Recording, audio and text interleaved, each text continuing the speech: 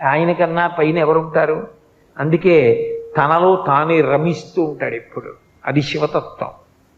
కాబట్టి ఆయనంత యోగి లేడు, ఆయనంత భోగి లేడు, ఆయనంత దూరంగా ఉండేవాడు లేడు, ఆయనంత దగ్గరగా ఉండేవాడు లేడు, ఆయనంత తేలికగా భక్తుల్ని అనుగ్రహించేవాడు లేడు. ఎందుకని? మనసెరిగి చిరునవ్వుతో ఇచ్చేస్తాడు. కలియుగ ప్రారంభంలో అడిగారట, కలి యొక్క ఉద్ధతి ఎక్కువగా ఉంటుంది కదా, చాలా పాపకర్మలు చెయ్యాలన్న అనురక్తి ఉంటుంది తప్ప పుణ్యకర్మలు చెయ్యాలనేటటువంటి ఉత్సాహం ఉండదు కదా స్వామి, అందుకని మేము తేలికగా తరించడానికి మాకు ఏదైనా మార్గం చెప్పరా అని అడిగారు.